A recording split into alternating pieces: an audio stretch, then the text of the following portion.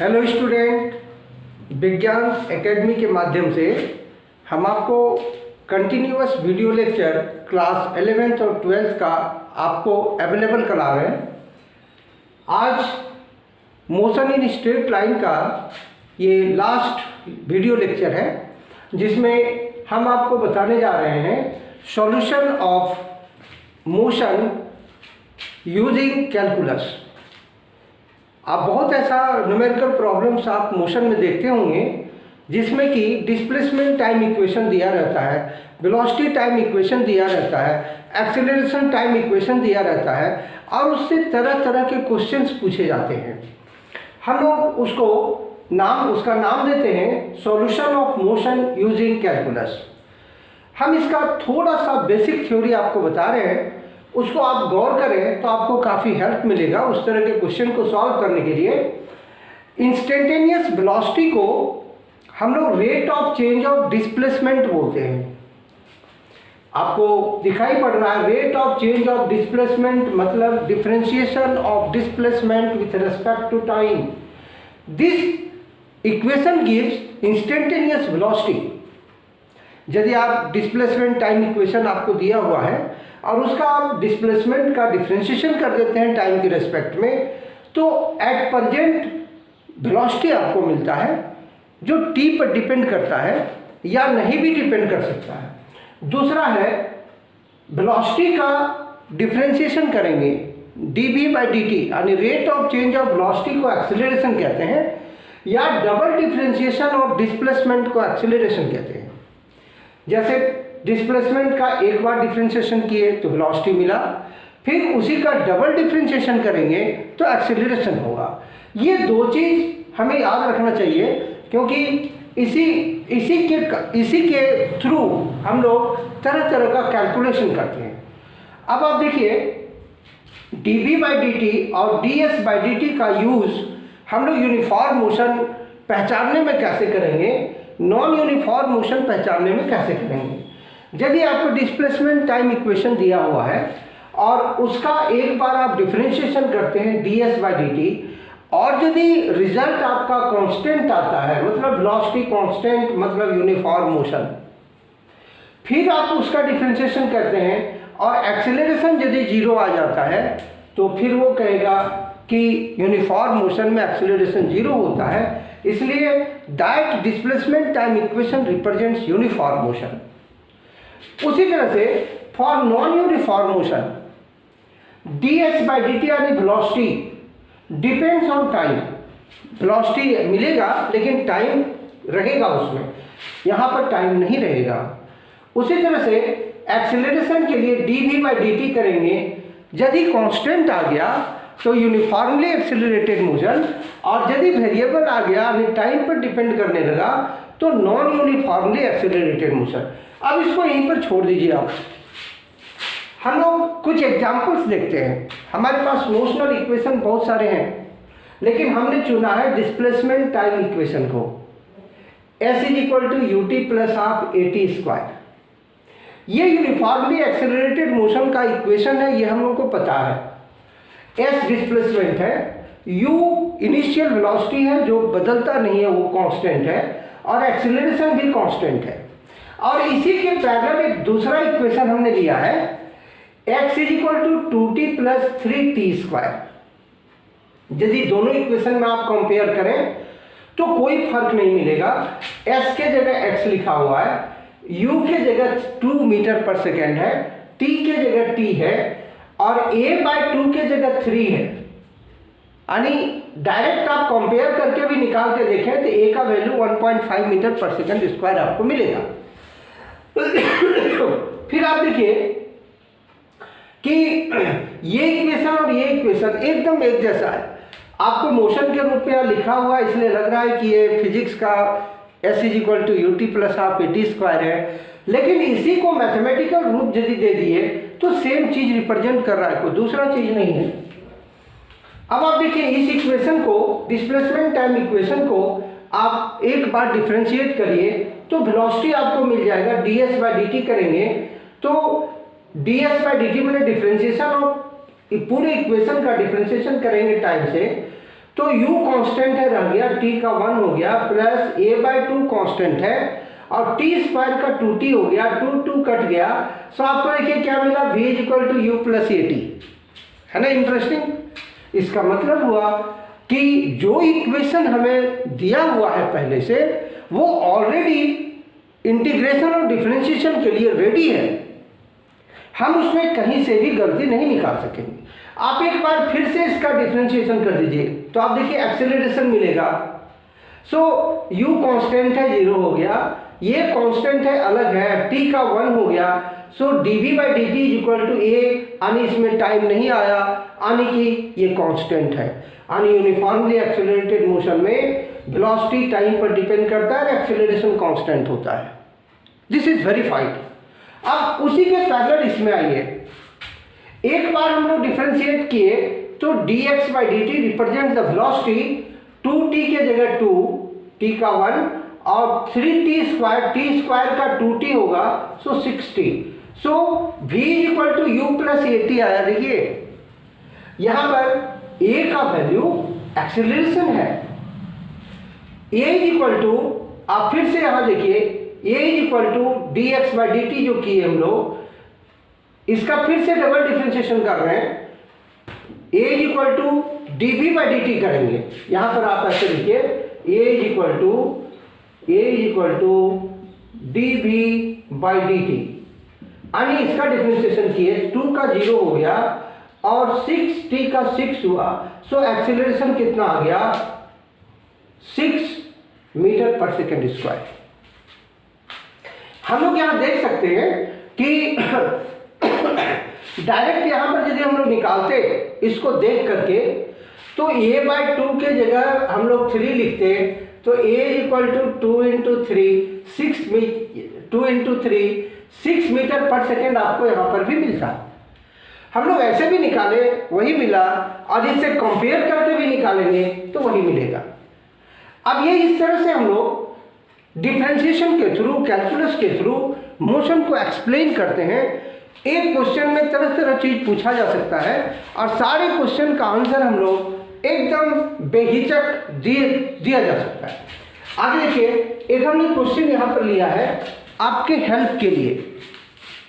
आपके हेल्प के लिए क्वेश्चन लिया हमने, displacement time equation is given as x = 5t² + 2t + 1, where x is the displacement, t is the time। अब इसमें निकालना क्या क्या है, सो आप देखिए हम मैक्सिमम क्वेश्चन इसमें ले लिए हैं। पहला है फाइंड ए में डिस्प्लेसमेंट एट 3 सेकेंड। ये मोशन का जो इक्वेशन दिया हुआ है, डिस्प्लेसमेंट टाइम का इक्वेशन, ये मोशन का इक्वेशन है। क्यों मोशन का इक्वेशन है, आप टाइम का वैल्यू अलग अलग रखेंगे तो डिस्प्लेसमेंट अलग अलग मिलेगा, यानी कि बॉडी मोशन में है। तो पहला क्वेश्चन है डिस्प्लेसमेंट निकालना है 3 सेकेंड पर। दूसरा है find velocity v at 3 second, 3 second पर वेलोसिटी आप निकालिए, इंस्टेंटेनियस वेलोसिटी। थर्ड क्वेश्चन है फाइंड इनिशियल वेलोसिटी u। जो इक्वेशन आएगा उस इक्वेशन से u हम लोग कैसे निकालेंगे ये आपको बताएंगे। d में है acceleration a of the motion और e में है average velocity between 0 to 3 second. अब एक एक करके आंसर आप यहां समझिए। ये डिस्प्लेसमेंट टाइम इक्वेशन है, आपको दिखाई पड़ रहा है, x = 5t² + 2t + 1। पहला क्वेश्चन है कर है डिस्प्लेसमेंट एट 3 सेकेंड। तो करना कुछ नहीं, इसमें t के जगह आप 3 रख करके सॉल्व कर दीजिए। जो हमने यहाँ पर किया है देखिए, t का वैल्यू 3 रखा और यहाँ भी 3 रखा और आंसर आया 52 मीटर। यानी ओरिजिन से ये 3 सेकेंड टाइम के बाद ओरिजिन से ये 52 मीटर डिस्प्लेसमेंट कवर कर लिया। दूसरा क्वेश्चन है find velocity v at 3 second. तो हमने जैसे ऊपर में सीखा कि डिस्प्लेसमेंट टाइम इक्वेशन को एक बार डिफरेंशिएट किया जाए टाइम के रेस्पेक्ट में तो आपको वेलोसिटी मिलेगा, इंस्टेंटेनियस वेलोसिटी। सो हम वही चीज यहाँ कर रहे हैं। बी का आंसर देखिए, v = dx/dt means d/dt of this equation 5t² + 2t + 1। आपको डिफरेंशिएशन हम सिखाए हैं एक लेक्चर में, जिसमें हम लोग डिफ्रेंशिएशन करेंगे 5t² का, 5 कांस्टेंट है, t² का 2t, तो 5 × 2 10t हो गया, प्लस 2t, t का 1 हो गया, 2 रह गया, प्लस 0, यहाँ पर t नहीं है इसका 0 हो गया, यानी 10t + 2 is the equation of velocity. देखिए ये,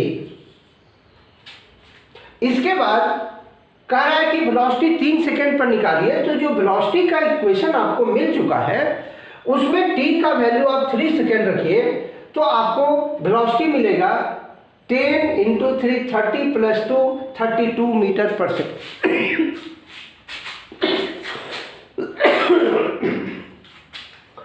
अभी आप देखिए वेलोसिटी आपको 3 सेकंड पे 32 मीटर पर सेकंड मिला, यह इंस्टेंटेनियस वेलोसिटी है।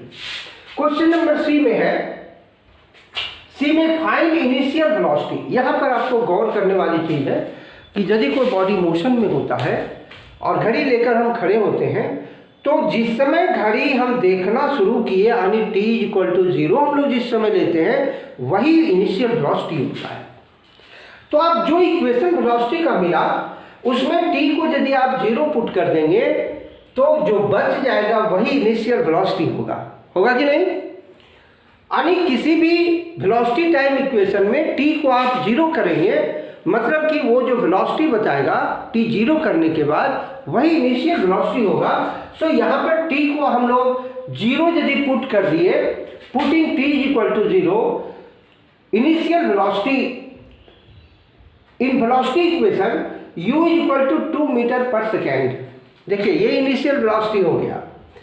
अब यहां से आपको बात समझ में नहीं आ रहा है तो आप ऊपर यहां डायरेक्ट डिस्प्लेसमेंट टाइम इक्वेशन से भी आप देख सकते हैं इसको, लेकिन वहां रहने दीजिए, यहीं से बनाइए आप। डी नंबर में है, डी क्वेश्चन नंबर डी में है कि फाइंड एक्सीलरेशन। तो आपको वेलोसिटी टाइम इक्वेशन मिल चुका है। हम लोग ऊपर में सीखे कि वेलोसिटी टाइम इक्वेशन को एक बार डिफरेंशिएट कर दिया जाए तो क्या मिलेगा? एक्सीलरेशन, वो भी इंस्टेंटेनियस एक्सीलरेशन मिलेगा। सो हमने क्या किया कि dv/dt कर दिया, v हमारा है 10t + 2, यहाँ जगह थोड़ा कम है इसलिए डायरेक्ट थोड़ा सा किए हैं, इसको डिफरेंशिएट किए जो रेड कलर से घेरा हुआ है, तो dv/dt ये बन गया 10t का 10 हो गया और 2 का 0 हो गया, यानी 10 मीटर पर सेकेंड स्क्वायर का एक्सीलरेशन हो गया। सो ये इस मोशन का इक्वेशन, इस मोशन को इक्वेशन देखते हुए हम लोग कैलकुलेशन कर रहे हैं कैलकुलस के थ्रू, जिसमें एक्सीलरेशन आया, इस मोशन का acceleration 10 metre per second square हुआ। अब आप एक लास्ट क्वेश्चन और है कि find average velocity between 0 to 3 second. हम लोग एक निकालते हैं इंस्टेंटेनियस वेलोसिटी, इंस्टेंटेनियस एक्सीलरेशन, लेकिन डिस्प्लेसमेंट कभी भी इंस्टेंटेनियस नहीं होता है। जब भी होता है वो जितना टाइम हम ज़्यादा देंगे उतना डिस्प्लेसमेंट ओरिजिन से काउंट होता है। तो जो हमारे पास इक्वेशन है उसी इक्वेशन से डिस्प्लेसमेंट टाइम इक्वेशन है और उसी से हम लोग एवरेज वेलोसिटी निकालेंगे, जिसका फॉर्मूला होता है total distance by total time. तो टोटल डिस्टेंस हम लोग कहाँ से कहाँ तक लेंगे? t = 0 से t = 3 सेकेंड तक। तो एक बार t को 0 पुट करिए तो x का वैल्यू 1 आएगा, एक बार t को 3 पुट करिए तो 52 आएगा, ऊपर में हम लोग निकाले भी हैं इसको 52 मीटर। तो x3 - x0 मतलब टाइम को 3 सेकेंड लिया, 0 सेकेंड लिया और घटा दिए, तो 52 - 1 यानी कि यहाँ पर देखिए 52 - 1 बाय टाइम है 3, so this is 51/3 = 17 metre per second. यानी इस क्वेश्चन के, इस इक्वेशन के थ्रू हम लोग 5 तरह का प्रॉब्लम सॉल्व किए। और आपको एक चीज हम बता दें कि ये इक्वेशन हमने सिंपल लिया है। इसी तरह के बहुत सारे इक्वेशन हो सकते हैं, डिस्प्लेसमेंट टाइम इक्वेशन हो सकता है, वेलोसिटी टाइम इक्वेशन हो सकता है यहाँ तो हम लोग केवल डिफरेंशिएशन किए हैं, हो सकता है बीच में आपको इंटीग्रेशन भी करना पड़े। जब होल वैल्यू निकालना हो तो आपको इंटीग्रेशन भी करना पड़ सकता है। तो ये सारे क्वेश्चन का आंसर हम लोग डिफरेंशिएशन के थ्रू दिए, कैलकुलस के थ्रू दिए। हम आगे आपको बताते हैं कि और भी तरह के प्रॉब्लम्स यदि हो तो उसको कैसे हम सॉल्व कर सकते हैं। आपके प्रैक्टिस के लिए हमने 2-3 क्वेश्चन और उठाया है, इसको आप देखिए। इससे आपका आदत बनेगा कि कैलकुलस के थ्रू हम लोग मोशन को कैसे सॉल्व करें। पहला क्वेश्चन है, क्वेश्चन नंबर 2 है, डिस्प्लेसमेंट टाइम इक्वेशन दिया हुआ है x = t-2 का होल स्क्वायर। x मीटर में है, t सेकेंड में है। फाइंड a में वेलोसिटी एट 5 सेकेंड और b में एक्सेलरेशन। करना क्या है, तो डिस्प्लेसमेंट टाइम का इक्वेशन होल स्क्वायर के रूप में दिया। आप इसको क्या करिए, t-2 का होल स्क्वायर आप तोड़ दीजिए, तो जो आएगा उसका एक बार डिफरेंशिएशन करिए, वेलोसिटी निकल जाएगा। और फिर से डबल वेलोसिटी, उसमें t का वैल्यू 5 सेकेंड रखिए, तो 5 सेकेंड पर वेलोसिटी निकल जाएगा। फिर एक बार उसी वेलोसिटी इक्वेशन को डिफरेंशिएट करिए तो एक्सेलरेशन निकल जाएगा। दूसरा क्वेश्चन है, third question, what is the retardation of a moving particle if the relation between time and position x is t = ax² + bx where a and b are constant। a and b are constant। अब इसमें देखिए कि थोड़ा सा question गड़बड़ लग रहा है। हम लोग डिस्प्लेसमेंट टाइम इक्वेशन लिए थे, ये टाइम और डिस्प्लेसमेंट का इक्वेशन आ गया। तो इस क्वेश्चन को हम लोग यदि डिस्प्लेसमेंट टाइम में कन्वर्ट करते हैं तो कुछ लंबा पड़ेगा। इसलिए क्या करेंगे, जैसा क्वेश्चन है उसी के अनुसार आप डिफरेंशिएट कर दीजिए।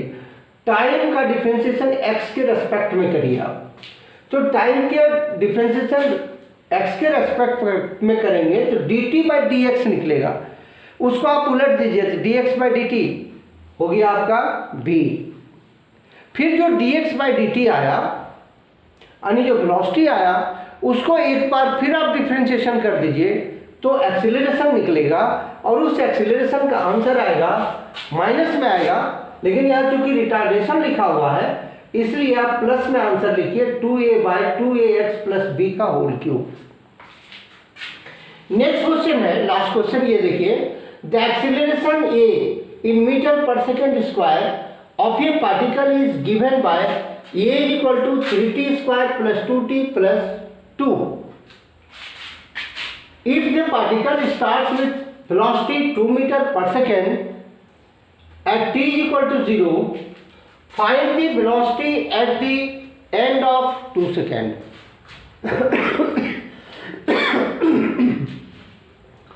क्वेश्चन देखिए साफ साफ है, ये एक्सेलरेशन टाइम का रिलेशन दिया हुआ है। अब इसमें करना क्या होगा, dA/dt तो कुछ होता नहीं है, इसलिए हम लोग क्या करेंगे, ये प्रॉब्लम का सॉल्यूशन आपका इंटीग्रेशन से होगा। हम लोग क्या करेंगे, a के जगह पे dV/dt लिखेंगे पहले। तो a के जगह पे dV/dt लिखे जो इक्वेशन में दिया हुआ है, इससे हम dV निकाल दिए 3t² dt + 2t dt + 2 dt। और v निकालने के लिए हम लोग इस इक्वेशन को इंटीग्रेट करेंगे। जैसा कि आपको बताया है, integration is the reverse process of differentiation. तो dv का इंटीग्रेशन करेंगे तो ये वेलोसिटी का इक्वेशन मिलेगा जो इस तरह से आएगा। ये कट कुट करके कितना आ गया, v = 3t² + t² + 2। अब हम लोग क्या करेंगे, t को 2 सेकेंड पुट करेंगे। t को 2 सेकेंड पुट करने से ये 16 मीटर/सेकेंड आ गया। लेकिन क्वेश्चन में दिया हुआ है कि velocity, initial velocity starts at 2 मीटर/सेकेंड। ये अभी जो हमारा 16 मीटर/सेकेंड आया, ये अभी का प्रेजेंट वेलोसिटी है, लेकिन वो वेलोसिटी 2 मीटर/सेकेंड के रेट से वो स्टार्ट हुआ था, इसलिए उसमें इनिशियल वेलोसिटी 2 मीटर/सेकेंड जोड़ देंगे तो फाइनल वेलोसिटी हमारा आ जाएगा u + 16 यानी 2 + 16 यानी 18 मीटर पर सेकेंड। स्टूडेंट्स, ये lecture motion in straight line का आज यहीं पर हम लोग ख़त्म करते हैं। और बहुत सारा क्वेश्चंस आपको बुक में अवेलेबल है। आप कुछ क्वेश्चंस को आप जो इंटीग्रेशन डिफरेंशिएशन से सॉल्व होगा वैसे क्वेश्चन पे आप जरूर ट्रायल कीजिए। इसका नोट्स आपको हम जितना बना हुआ है बोर्ड पे, इसका नोट्स आपको लिंक में मिल जाएगा, यूट्यूब के लिंक में डिस्क्रिप्शन में आप टच करेंगे तो वहाँ लिंक मिलेगा, उसको टच करेंगे तो आपको ये सारा नोट्स मिलेगा। लेकिन हम आपसे ये कह रहे हैं कि आप इतना ही में संतोष नहीं करिए, बाकी और भी इंटीग्रेशन डिफरेंशिएशन से रिलेटेड जितना मोशन का क्वेश्चन है वो सब पे नज़र रखिए और सॉल्व करने का कोशिश करिए। यदि कहीं पर दिक्कत आती है तो एक बार आप हमसे ज़रूर कांटेक्ट करिए। Thank you.